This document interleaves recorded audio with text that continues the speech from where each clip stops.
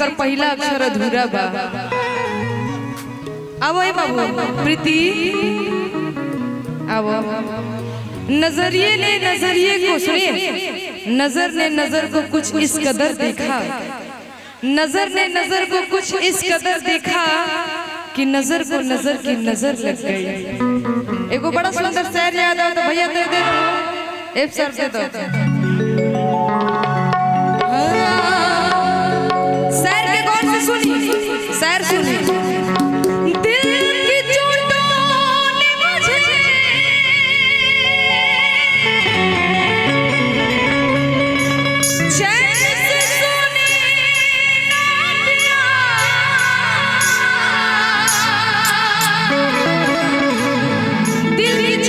मुझे चैन से सोने ना दिया कि जब चले सर्द हवा मैंने तुझे याद किया। उदय भैया, दिल की चोटों ने मुझे चैन से सोने ना दिया और जब चली सर्द हवा मैंने तुझे याद किया। इस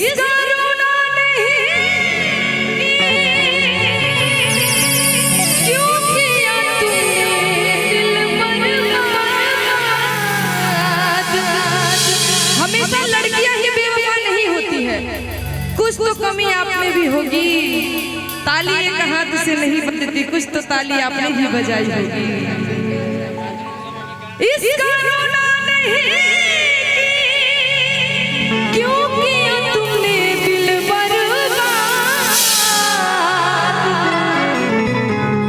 इसका गम है कि बहुत देर में बर्बाद किया।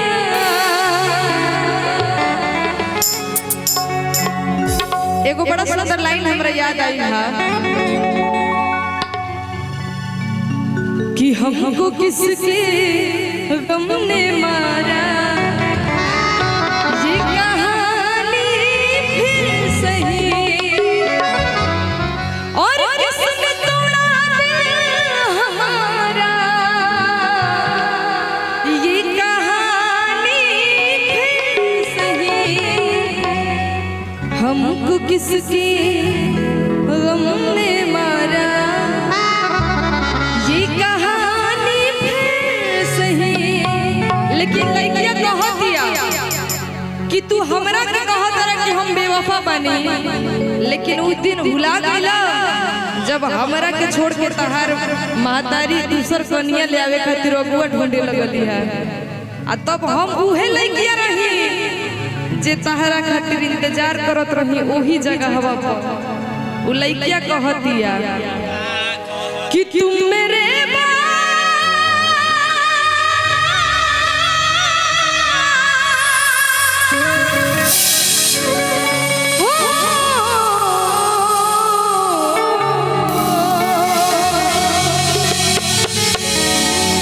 अरे पगली, मैंने हमेशा तुमसे कहा था कि अपने दिल को संभाल के रखना, तुम्हारा यहाँ कोई नहीं है।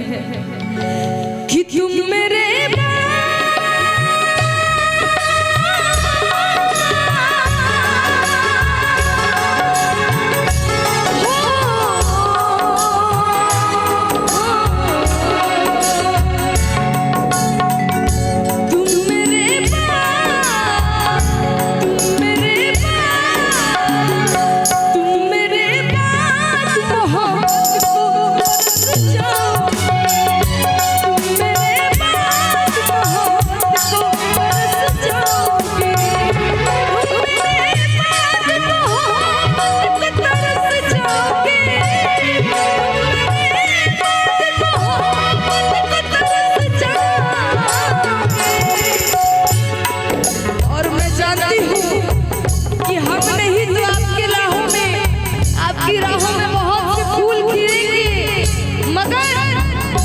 अजनबी शहर है,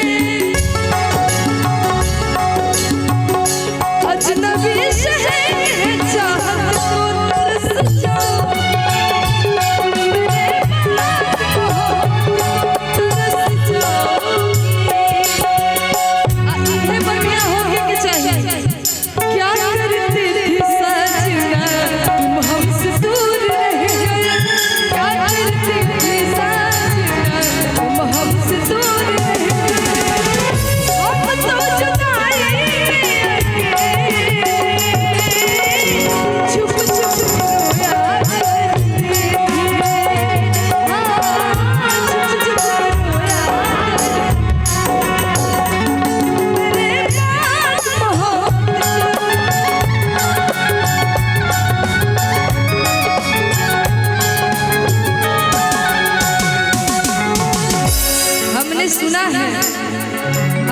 सुना है कि आपको अब हम गरीबों से प्यार कहा। कभी यहाँ बात करते हो, कभी वहाँ बात करते हो, कभी यहाँ बात करते हो, कभी वहाँ बात करते हो। अरे आप तो बड़े लोग हो साहब, हमसे कहाँ बात करते हो। तुम्हारी राह में मिट्टी के घर नहीं आते,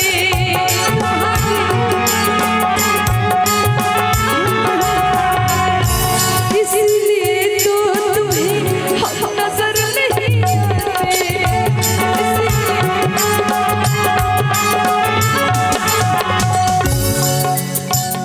मोहब्बतों के दिलों में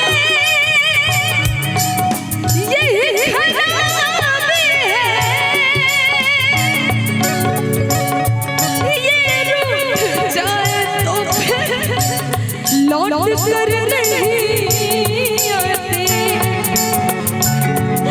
ये भी सच है कि बहुत लोग मिलेंगे तुमको, ये भी सच है कि बहुत लोग मिलेंगे तुमको।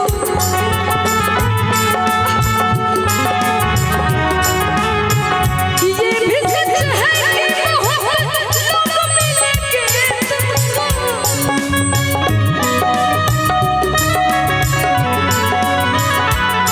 ये भी सच है कि बहुत लोग मिलेंगे तुमको, लेकिन मेरी चाहत, मेरी चाहत, मेरी चाहत सूरज को तरस जाओगे, मेरे बाद मोहब्बत को तरस जाओगे। और गाती है पायलिया, गाती है आग बजाती है, कोई सुबह दे जाती है।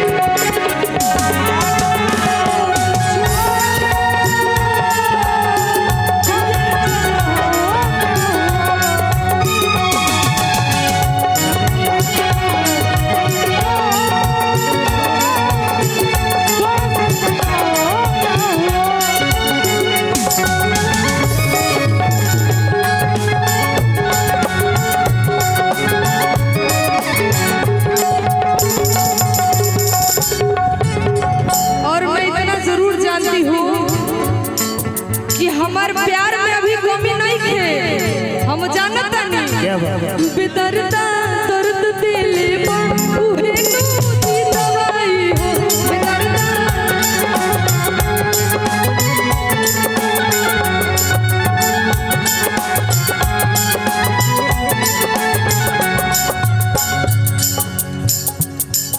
बेदर्दा दर्द दिले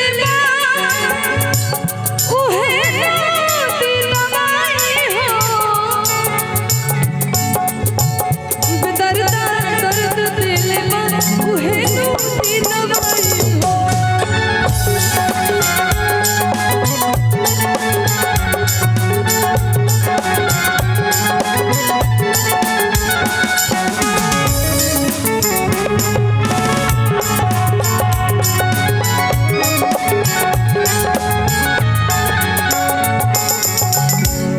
अगर मैं तुमसे एक ही बात पूछ रही हूँ, अगर प्यार था ही नहीं तो निभाया ही क्यों? प्यार था ही नहीं तो किया ही क्यों? झूठा ही मुझे फंसाया ही क्यों? भैया होने का होता है, का होता है। उधर समधी मिलन का प्रोग्राम चल रहा है। समधी मिलन? हाँ, सब समधी गले मिल रहे हैं ना, कुछ तो दिक्कत होता भाई। हाँ जी, नहीं नहीं धोखा तो, अरे बेचारी ने धोखा खाया है। थोड़ा बहुत दीजिएगा, स्किल दीजिएगा।